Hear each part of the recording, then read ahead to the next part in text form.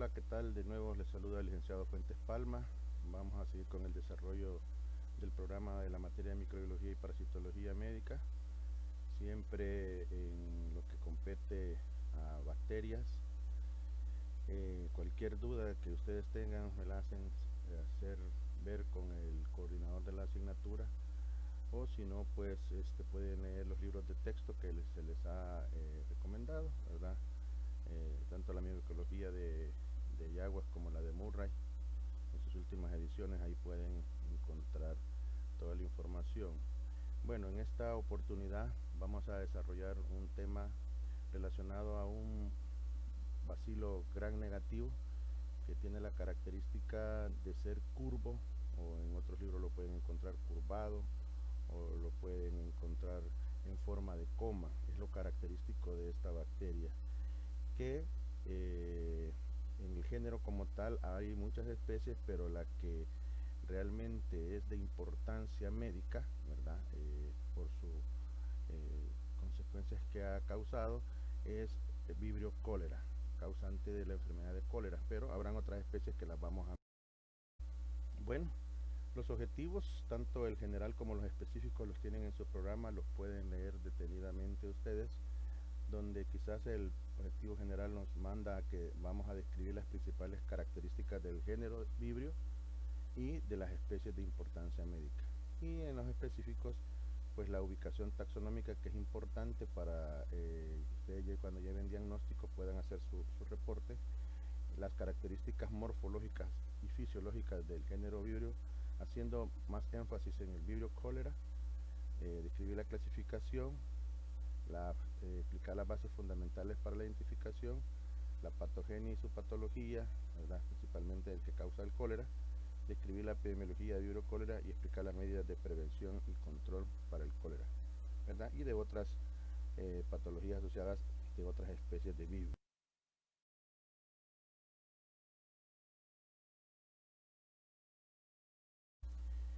En el temario, pues, hablaremos del género Vibrio, sus generalidades, la ecología, su taxonomía, las especies de importancia médica, ¿verdad? La morfología y fisiología, y de Vibrio cólera, los biotipos, serotipos y serogrupos que existen, la actividad bioquímica y características antigénicas, identificación del agente del cólera en base a los criterios fundamentales, que lo vamos a hacer de forma sintetizada, su patogenia, la patología, hablando del cólera, la epidemiología y prevención y control.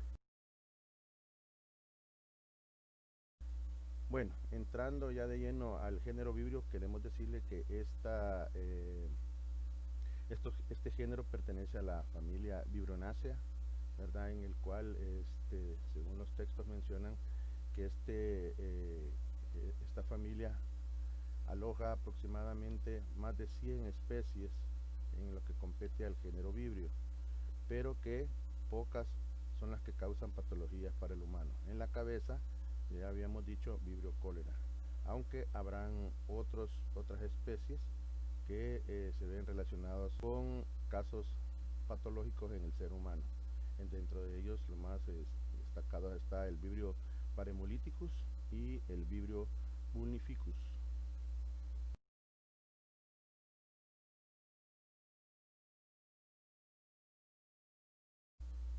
La morfología típica, decíamos, de Vibrio cólera, que es el que nos compete, bueno, saber que es un bacilo gram negativo, al igual que el género o los géneros que pertenecen a la familia Enterobacteriaceae, solo con la peculiaridad que este bacilo gram negativo lo vamos a observar de forma curvada o en forma de coma, ¿verdad? Por eso sí los libros lo caracterizan. Van a encontrar lo que Vibrio cólera, su morfología y reacción al gram es un bacilo curvado gram negativo, o un bacilo en forma de coma gram negativo, ¿verdad? Es un bacilo corto, ¿verdad? Que tiene un flagelo, ¿verdad? Donde se logra ver mejor su morfología, estamos hablando de esa curvatura que tiene, es cuando está principalmente en medios líquidos, ya sea un caldo de tripticasa soya u otros, Ahí se logra ver mejor la curvatura de esta bacteria. Las especies relevantes de Vibrio y su origen histórico esto lo pueden encontrar en el libro de Murray, donde Vibrio quiere decir que se mueve con rapidez o que vibra, vibrio de vibración, y un movimiento rápido causado por un flagelo polar que tiene, ¿verdad? Un flagelo nada más polar que tiene. En el caso de Vibrio cólera, pues chólera quiere decir cólera o también llamado una enfermedad intestinal. Cuando ustedes digan o escuchen la palabra cólera relacionado a Vibrio, sabrán que están hablando de una enfermedad intestinal, ¿verdad? Luego, en el caso de Vibrio parahemolíticus, para quiere decir junto a, hemos, sabemos que es sangre, y líticus que se disuelve, quiere decir que esta bacteria tiene la capacidad de disolverse en la sangre, ¿verdad? Y que estas tienen una peculiaridad que tienen la mayoría de cepas de esta especie, tienen una toxina llamada Kanagawa,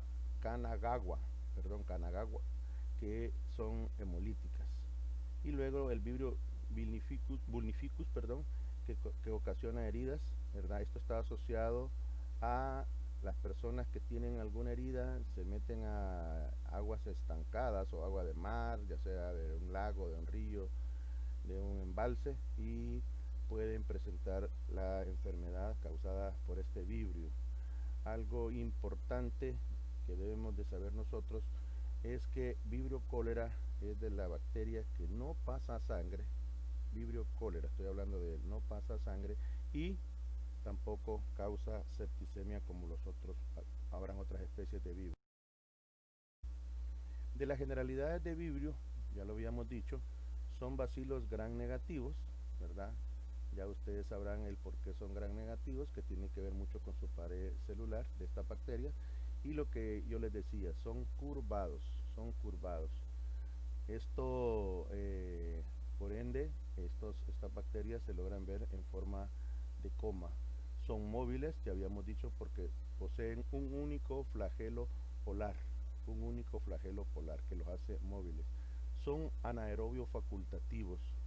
Y algo que los diferencia de todos los géneros de la familia Enterobacteriaceae, a excepción de Plesiomonas que yo les decía en la clase que les di anteriormente, es que son oxidasa positiva, o sea, quiere decir que poseen la enzima citocromo oxidasa.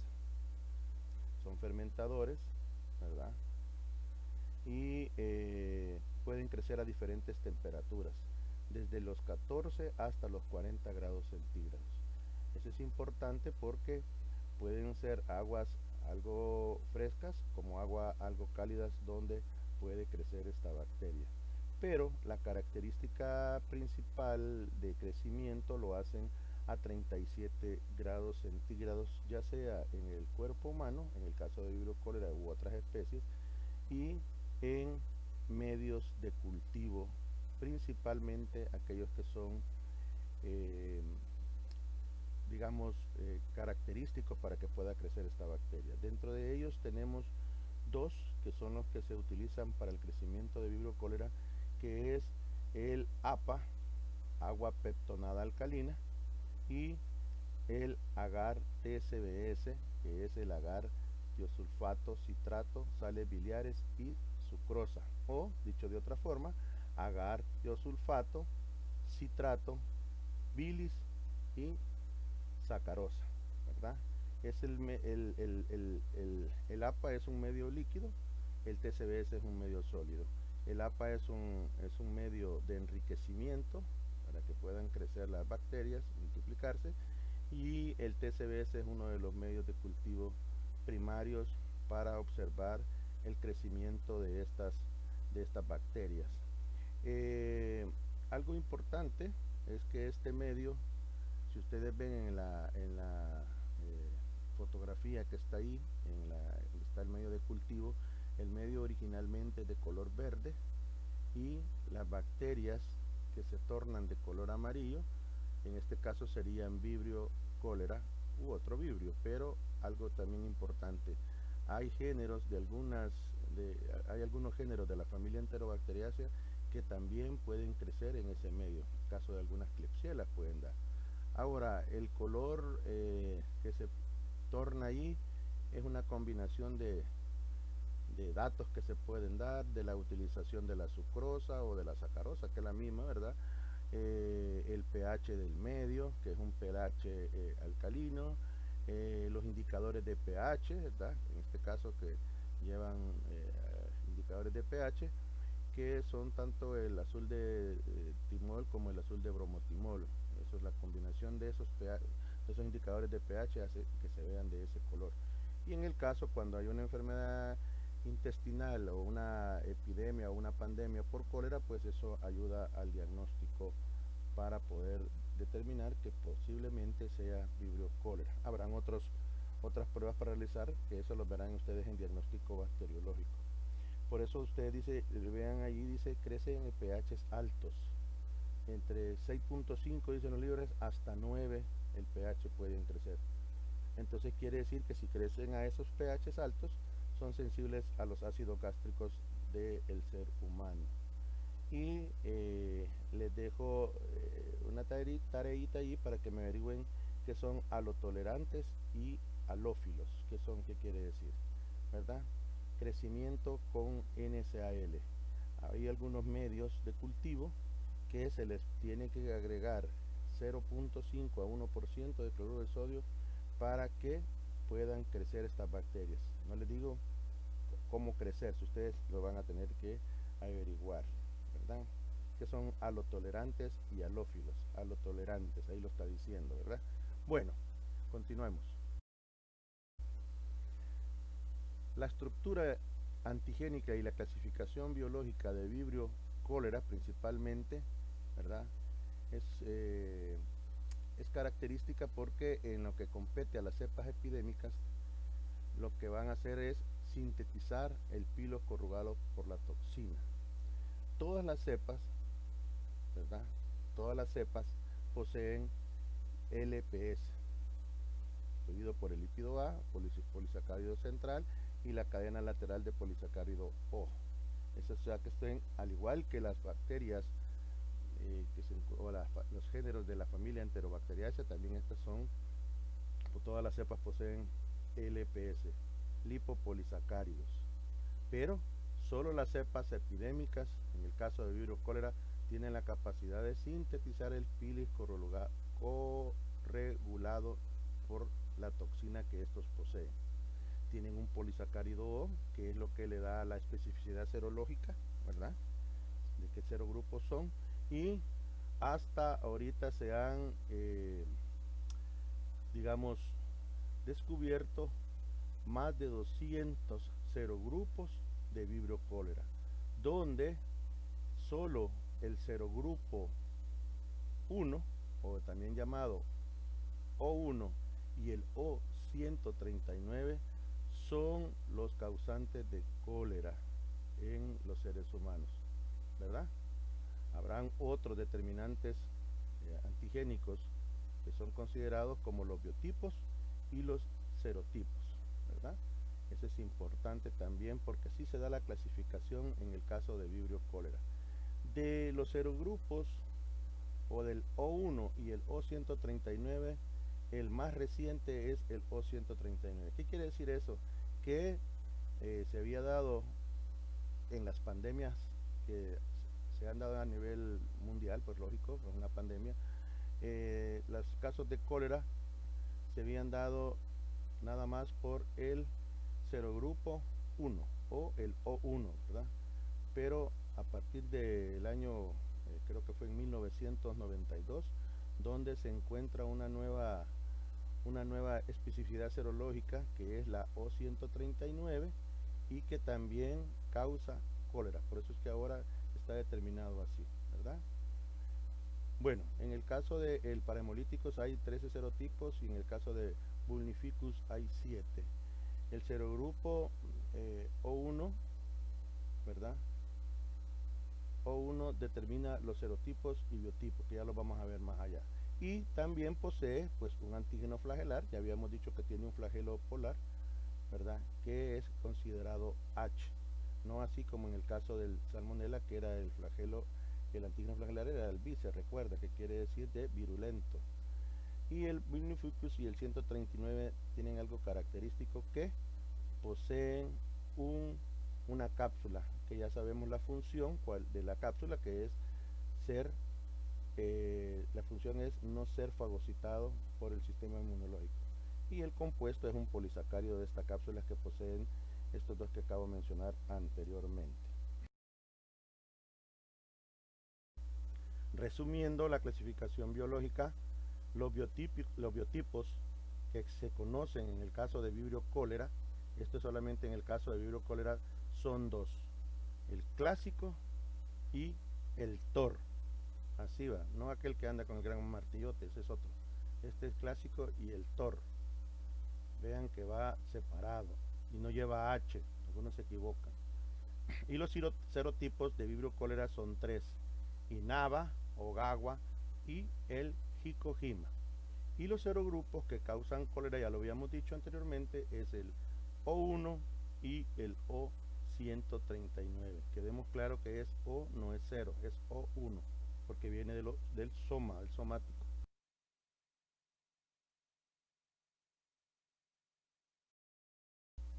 Aquí ya lo tenemos más representativo. Los antígenos que se encuentran en los serotipos Ogawa es el A y B, en el Inaba el A y C, y en el Hikojima A, B y C, tanto para el biotipo el TOR como para el biotipo clásico. Bueno, vamos a hablar un poco de la patogenia. Esto se los dejo ahí para que ustedes lo puedan comprender un poquito más, pero hay una transparencia donde nos vamos a detener un poquito más. Dice, el bacteriófago CTX, así se llama el bacteriófago, tiene la capacidad de codificar los genes para las dos unidades que posee la toxina del cólera. Es una enterotoxina, ¿verdad? Es una enterotoxina potente, dicen algunos libros, compuestas por dos subunidades, la A y la B. Entonces este bacteriófago es el que codifica los genes para que estas dos unidades estén presentes de la toxina del cólera. El bacteriófago lo que va a hacer es unirse al pilis corregulado por la toxina, ¿se acuerdan que lo habíamos mencionado? La TCP, y esto solo se da en las cepas que son epidémicas, y lo que van a hacer es pasar al interior de la célula bacteriana, donde se va a integrar en el genoma del Vibrio cólera. Esa es la capacidad que tiene este bacteriófago, ¿verdad? El locus cromosómico de este bacteriófago, que es lisogénico, contiene igualmente otros factores de virulencia. ¿Cuáles son esos otros factores? Bueno, tiene tres principalmente: el ACE, el SOT y el CEP, o como si usted quiere, el ACE, el COT y el CEP, donde el gen ACE, que ese gen es para la enterotoxina asexuaria del cólera, y el gen SOT para la toxina de la zónula oclusiva, y el gen CEP para las proteínas quimiotácticas, cada una con una función diferente. Déjenme decirles que en esto es algo importante. Vibrio cólera tiene la capacidad de poder causar las manifestaciones clínicas en el ser humano, por una parte causados por la enterotoxina que estos poseen, o la llamada toxina del cólera, o lo puede hacer la propia bacteria con estos genes que acabamos de mencionar. En el caso de los serogrupos de Vibrio cólera O1 y O139, estos serogrupos poseen un gran número de copias de estos genes, cuya expresión se encuentra bajo el control de los genes reguladores. O sea, esos siempre en su mayoría tienen grandes cantidades de copias de estos genes, tanto el serogrupo perdón, O1 como el O. Esta enterotoxina que les mencionamos de Vibrio cólera es una enterotoxina termolábil que tiene un peso molecular de 84.000 daltones. Entonces es lábil, muy fácil pueda ser destruida a una cierta temperatura, y posee también, lo que hablábamos, esta enterotoxina, un anillo de 5 subunidades idénticas, que lo que decíamos que se va a unir a los receptores del ganglósido GM1 que se encuentran en la superficie de las células epiteliales, y la subunidad A es la que va a tener la capacidad de internalizarse o meterse o introducirse, ¿verdad? Para ir a reaccionar con las proteínas G que controlan la adenil ciclasa, y lo que van a hacer es provocar la conversión catabólica del trifosfato de adenosina, el famoso ATP, en monofosfato de adenosina cíclico, el famoso AMP cíclico, originando, ¿verdad? O dando como resultado la hipersecreción de agua y electrolitos que se encuentran en el interior de las.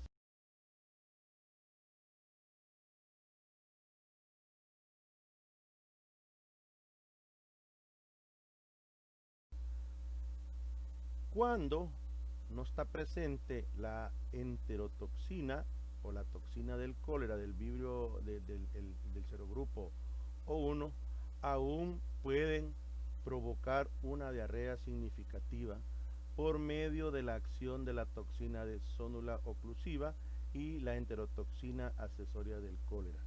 Si no está presente o está ausente, digamos, la enterotoxina o la toxina del cólera, entonces siempre pueden ocasionar una diarrea significativa por medio de la acción de las toxinas que mencionábamos anteriormente, la sonula oclusiva y la enterotoxina accesoria del cólera.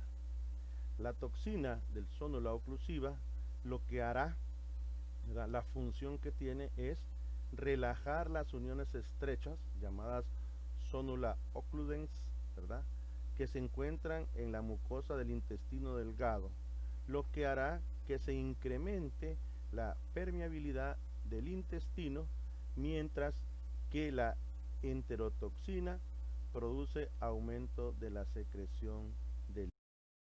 Aquí lo podemos ver en esta figura, donde decíamos que la toxina del cólera se une a lo que es la membrana celular de las células epiteliales con sus 5 subunidades que posee idénticas, y que va a permitir irse a unir al receptor GM1 de la célula, lo que va a permitir que la subunidad A, en este caso la subunidad A1, ¿verdad?, entre la célula y ya lo que habíamos dicho, va a activar la adenil ciclasa.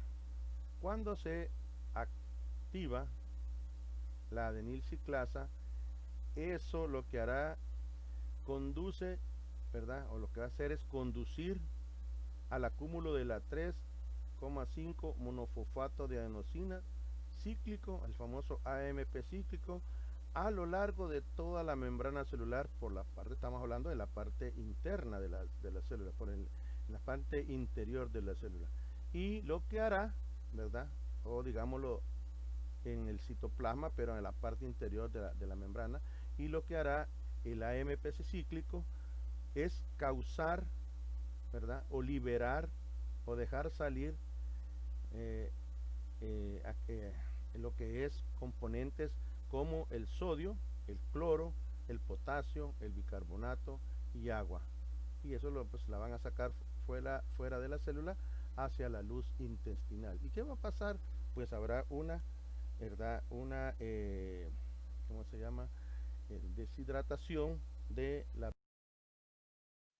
Aquí lo podemos ver en una figura ilustrada con tipo video, donde van a ver las 5 unidades que son de color verde, se unen ahí al receptor, ¿verdad? Libera las 2 subunidades, de la A1 y 2 y la A1, ¿verdad? Y lo que ya habíamos mencionado, ¿verdad? El AMPC cíclico, ¿verdad?, el ATP lo convierte en AMP cíclico, y lo que hacen es liberar todas estas iones y electrolitos y agua que se encuentran dentro del. Los factores de virulencia en las especies de vibrio, bueno, ya habíamos mencionado en el caso de vibrio cólera. Decíamos que tiene una toxina colérica que lo que hace es hipersecreción de electrolitos y agua, o sea, producir que se libere de las células epiteliales grandes cantidades de componentes de las células y mencionábamos algunos, el sodio, el bicarbonato, el potasio, entonces, y agua. Pero también tiene el pilus corregulado por la toxina, que lo que hace es unir, ¿verdad?, el CTX para que puedan ir a mediar la adherencia a las células de la mucosa intestinal. También tiene una proteína quimiotáctica que pues su función es adherirse, el factor de adhesina, y también tiene una toxina colérica accesoria que aumenta la secreción de líquido intestinal, la toxina de zónula oclusiva que aumenta la permeabilidad intestinal, ya lo habíamos mencionado, también posee una neurominidasa que lo que va a hacer es modificar la superficie celular para aumentar el número de sitios de unión del GM1 para la toxina colérica, o sea, induce a que se modifique lo que es parte de la superficie de la célula y así hayan mayor número de sitios para donde se pueda unir la subunidad B de la toxina colérica. En el caso de vibrio para hemolíticos tenemos lo que ya habíamos mencionado anteriormente, una hemolicina llamada Kanagawa, que es una enterotoxina que induce la secreción de cloruro y da también una diarrea acuosa.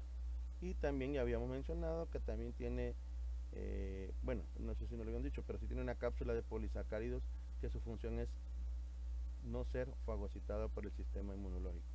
Y en el caso del vibrio vulnificus, tiene citolicinas, proteasas y colagenasas. Estas son enzimas que lo que van a mediar es la destrucción del tejido. Recuerden que eso estábamos hablando que se da principalmente en personas que tienen heridas, que se meten en estanques de agua, que está presente el vibrio y que con estas enzimas van a provocar destrucción del tejido que vamos a ver más adelante en las patologías.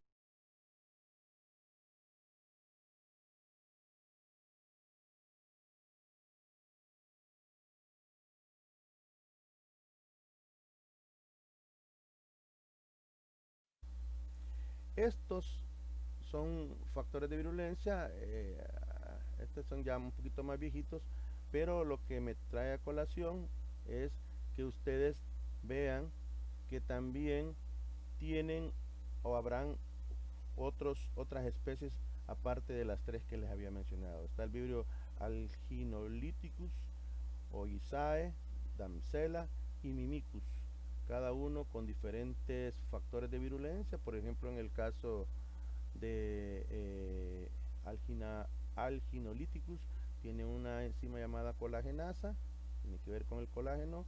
La otra tienen enterotoxinas también la Oisae, tanto termoestables como termolábil, así como en el caso de vibrio cólera. Tienen hemolicinas, en Damsela tiene citolicinas, enzimas de destrucción de células, en Mimicus tiene también enterotoxinas, ¿verdad? Así que pueden ir viendo que antes aparecían más. Este es un cuadro del libro de Murray, de los un poquito más viejitos, pero los traigo a colación para que vean que sí. Aquí son las especies de vibrios asociadas a enfermedades humanas, que es uno de los objetivos. Y bueno, ya habíamos hablado de vibrio cólera y de los demás, pero no habíamos hablado de las fuentes de infección y de la enfermedad clínica.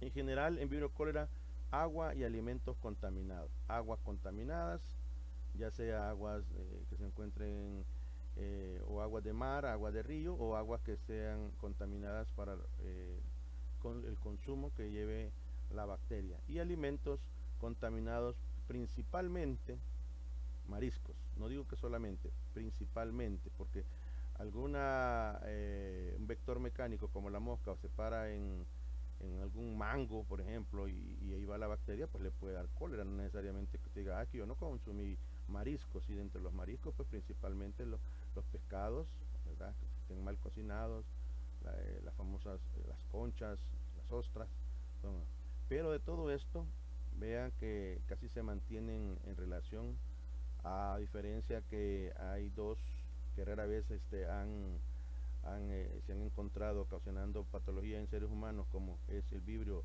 Meshnicovi, que no se ha encontrado la fuente de infección, y el vibrio cincinnatiensis, ¿verdad?, que tampoco, pero tanto el primero, que ha causado bacteremia, como el segundo, que ha llegado hasta causar meningitis, son especies de Vibrio cólera, y todas las demás que aparecen con ese asterisco nos está indicando de que rara vez se han encontrado ocasionando patologías en el ser humano. Otra cosa que llama la atención de este cuadro es las enfermedades clínicas. Véanlas que la mayoría causa gastroenteritis, ¿ah? Pero podríamos con solo mencionar la palabra vibrio que todos causan gastroenteritis, y ahí es un gran error.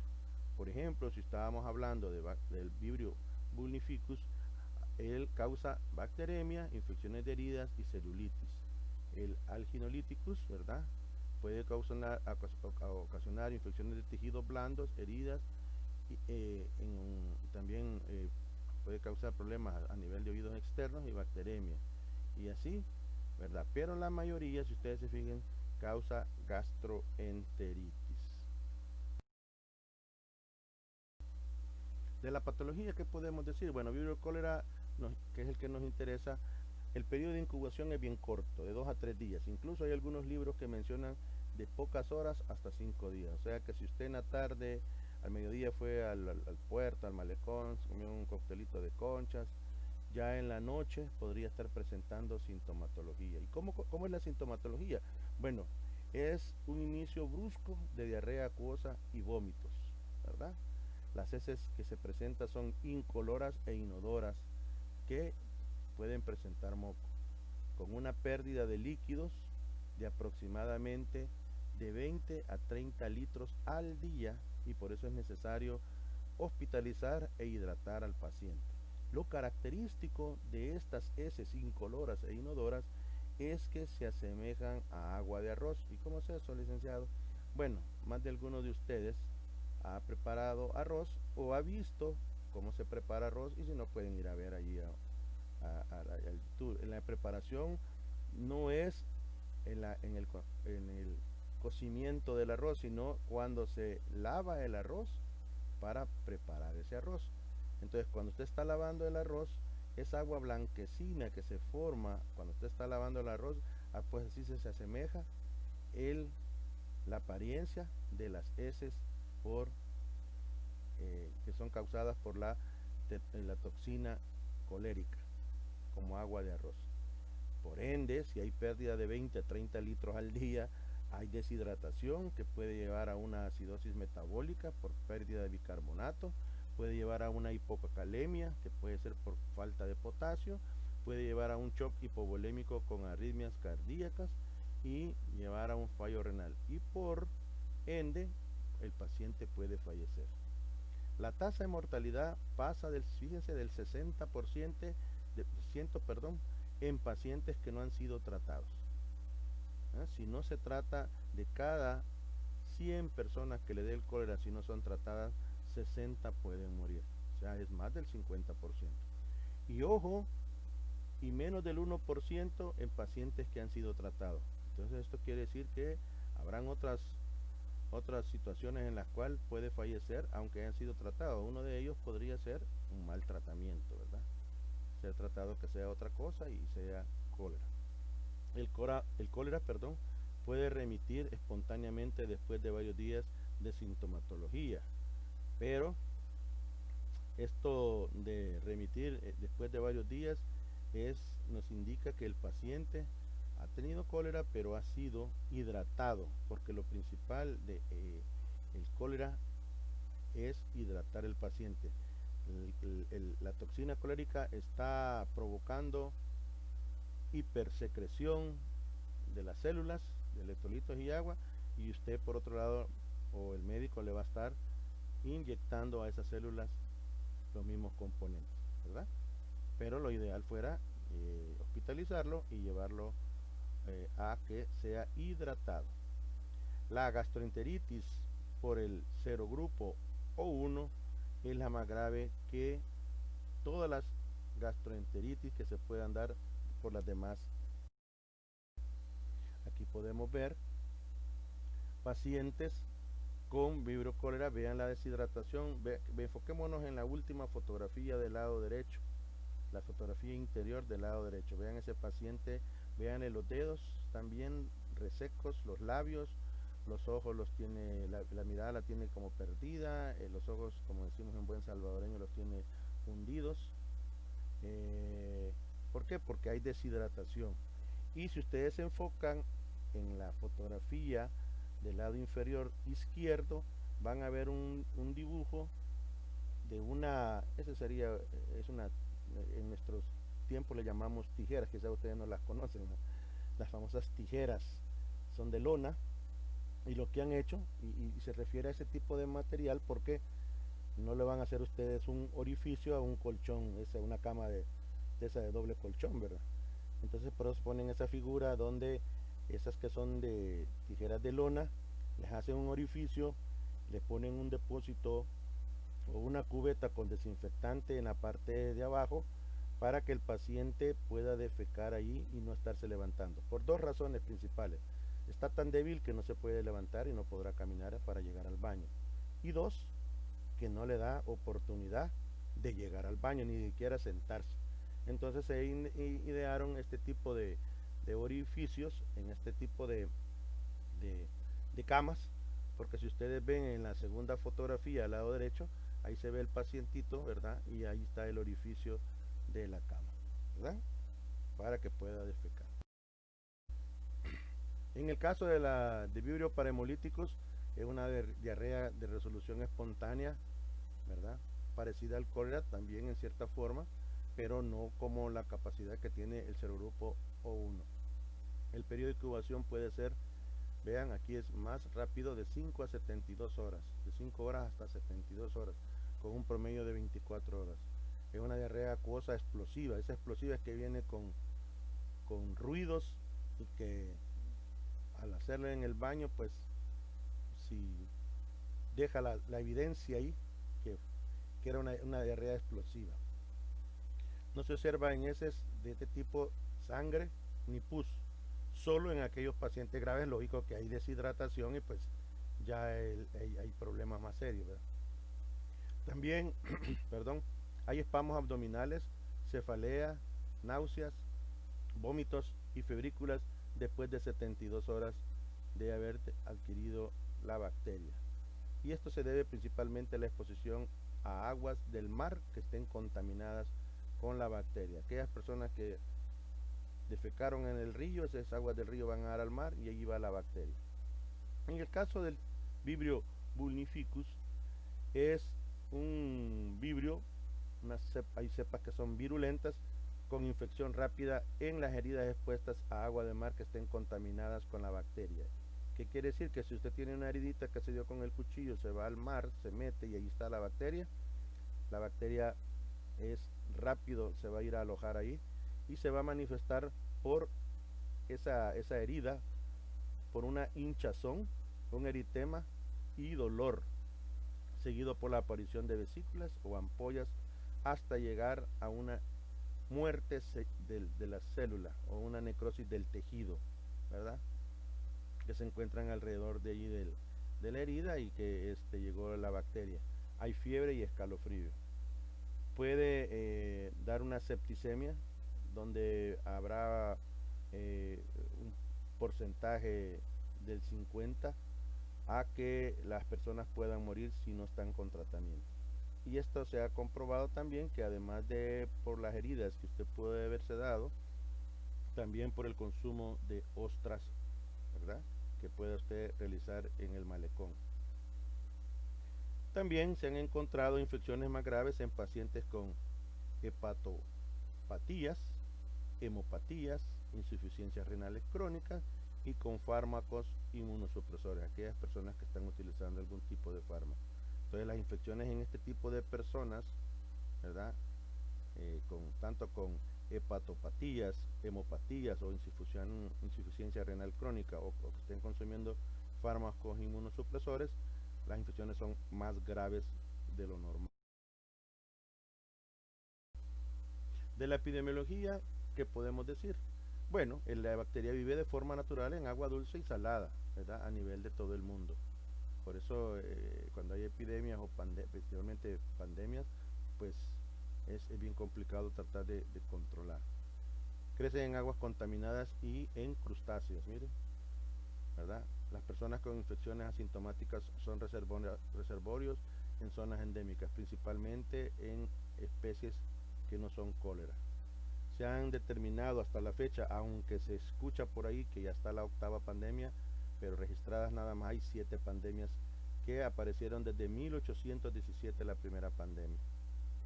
Y fue un médico, que ahorita se me escapa el nombre, que él determinó que era por aguas contaminadas y no le tomaban importancia.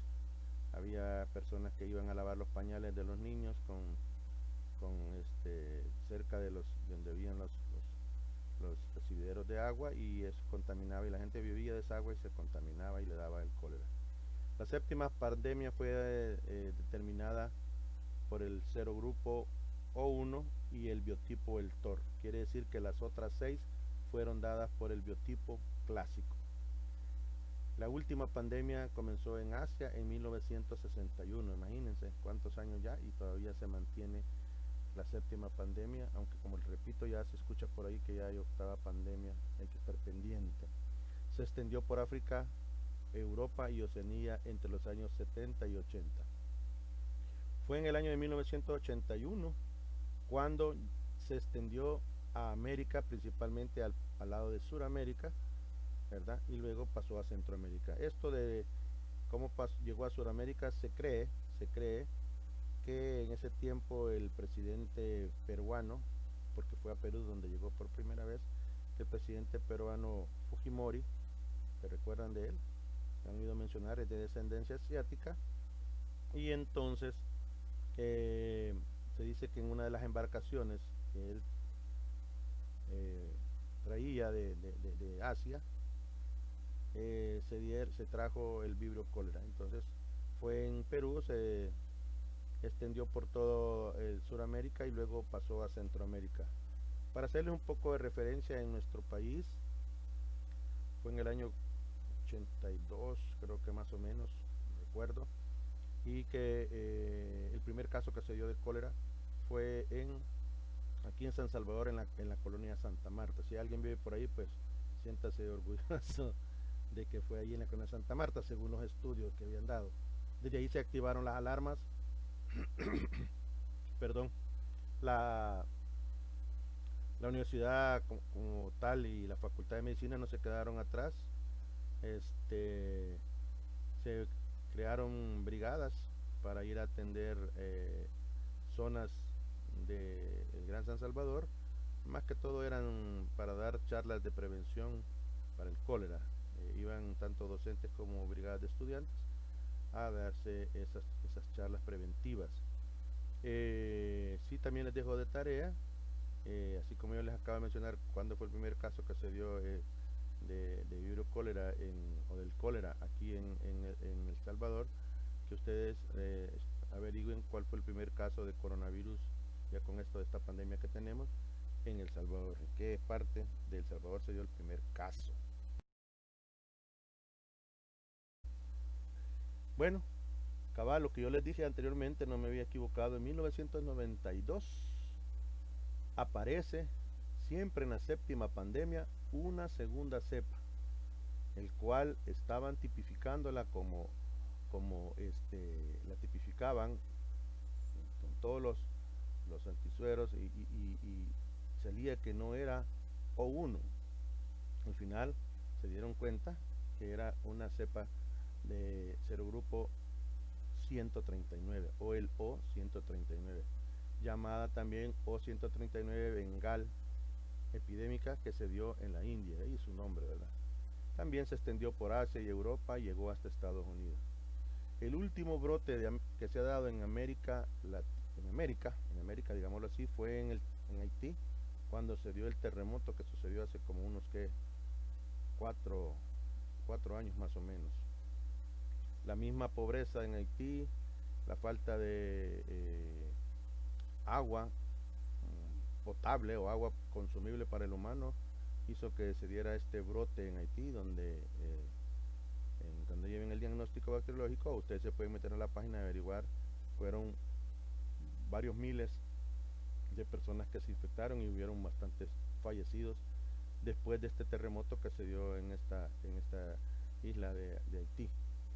Bueno, la infección es infrecuente de persona a persona. Lo principal es entre el consumo de agua y alimentos que estén contaminados con la bacteria. Pero sí puede haber algún momento una infección entre persona y persona. Fue al baño, no sabía que tenía cólera, no le había dado todavía las ¿cómo se llama?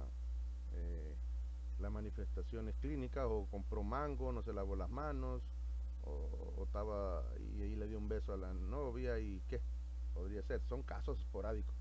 Siempre es por el consumo de alimentos.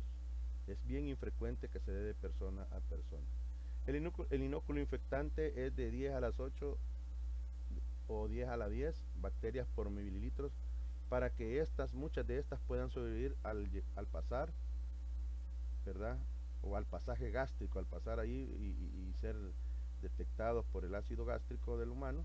Entonces por eso se necesita un inóculo más grande, no así como en el caso de salmonella, que recuerdan que era de 10 a la 3.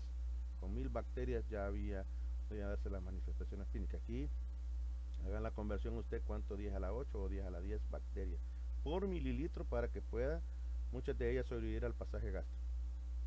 Pero hay algo bien importante: con 100 microorganismos por mililitro, o 100 bacterias que se encuentren por mililitro, puede darle cólera a aquellas personas que tengan hipocloridria, ¿verdad? O aquellas personas que están usando antiácidos. Personas que tengan problemas o tengan bajo el pH, ¿verdad? Entonces podría ser que podrían no tanto del pH, sino que tengan hipocloridria, ¿verdad? Y estén consumiendo algún tipo de antiácido, aquellos que padecen de acidez y están tomando medicamento. Eso podría ser un factor determinante para que las personas puedan adquirir la bacteria. Esto del consumo de alimentos, de aguas contaminadas, de no lavarnos las manos, todo eso tiene mucho que ver, porque esto afecta a las comunidades que tienen deficiencias sanitarias en general.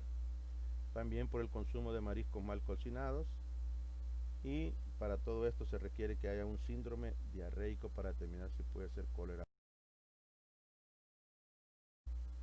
De la prevención y control, ¿qué podemos decir? Bueno, mire, hay que, las personas que tienen cólera, lo que sí habíamos dicho, la reposición de agua y electrolitos para no entrar en un shock hipovolémico del paciente. Quiere decir que lo ideal es llevar al paciente o a la persona a un centro asistencial, donde lo primero que van a hacer es hidratarlo, reponer lo que se está perdiendo y luego darle tratamiento, ¿verdad?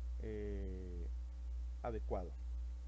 Hay que mejorar en muchas partes del mundo, principalmente de los países que todavía tienen muchas deficiencias sanitarias, pues mejorar esas condiciones. Hay que también trabajar mucho en el manejo adecuado de aguas residuales, y esto tiene mucho que ver también con la educación sanitaria que uno pueda tener. Si usted sabe de que el paciente tiene una diarrea y va al servicio de su casa, lo más fácil que hacemos es bajar la palanquita y que se vaya. Pero no importa que esas bacterias vayan vivas y vayan a contaminar a otras personas. Lo ideal es tratar de, antes de bajar la palanquita del servicio o apuchar el botoncito, agregarle algún tipo de desinfectante. Lo ideal, o lo que más se hace, es agregarle esa famosa lejía, el hipoclorito de sodio, que es importante. Hay que purificar el agua, ¿verdad? O si no se puede, pues hay que hervirla y poderla consumir. Tener una buena disposición de excretas, ¿verdad? Eso es importante. Mucha gente lo que hace es que se va al monte, cuando los que viven donde no hay, se van al monte y ahí lo hacen al intemperie. Si no puede, pues haga un hoyito, hace ahí y luego lo entierra, porque llegan los vectores mecánicos y son los portadores de las enfermedades. Medidas adecuadas sobre los alimentos y los líquidos que uno va a ingerir, los famosos frescos, no sabemos con qué agua los preparan. Los alimentos los preparan o los pueden lavar bien, pero si no los tapan, los vectores llegan y se pueden llegar a contaminar. Entonces es bien importante todo eso. Lo ideal es consumir alimentos en su casa. Pero como estamos en la universidad, bueno, ahorita no va, pero cuando estamos en la universidad, pues vamos a comprar al cafetín y no sabemos, ahí por la misma ligereza de estar preparando alimentos, no hacen lo correcto. Y hoy con esto de la pandemia del coronavirus, pues por ratito se nos olvida, ¿verdad? Entonces hay que no olvidarnos de que vivimos alrededor de esos virus y hay que cuidarnos. No es que yo me siento bien, pues sí, ahorita se siente bien. Dele el periodo de incubación a cualquier microorganismo y verá los resultados. Vacuna no hay de protección a largo plazo para el caso del cólera. Y la profilaxis con tetraciclina en zonas endémicas, pues no es muy recomendado. Antes era el antibiótico para tratar el cólera, también se estaba usando como profilaxis, pero no se ha determinado cuánto puede durar esa prevención, ¿verdad? Esto más que todo para personal médico que va a ir a zonas endémicas, de ir preventivamente para no contaminarse, pero hasta ahorita no se ha. Y a los niños pues no se les puede dar tetraciclina ni de forma preventiva ni de curativa, porque ni a la mujer embarazada, porque destruye principalmente lo que son los dientes. Bueno, les agradezco. Si tienen alguna duda, ya saben, pueden preguntarle al licenciado, que me hagan, y si no, me buscan ahí mi correo institucional y estamos para servirles. Espero que de todo esto de la pandemia y de estas tormentas o depresiones o huracanes, como quiera que sean, siempre nos afectan, pues estemos bien. Lo que sí viene es un poquito complicado, porque muchas siembras se han arruinado y, verdad, todo se va a poner un poquito caro, así que tratemos de ahorrar. Espero que estén bien y que no estén desertando, verdad. He escuchado por ahí que ya muchos ya tiraron la toalla. Usted siga, si al final no logra el objetivo, pero por lo menos lo intentó, que lo ideal es que sí. Tienen su manual, lean la parte de las prácticas de laboratorio, porque tienen relación a la clase, y no lo vean tan sencillo, decir solo voy a pasar la materia, eso es lo que me interesa, porque su vivir diario después que sean profesionales es ir a trabajar a un laboratorio, y la mayoría no vamos a ir a poner o vamos a ser jefes de un laboratorio.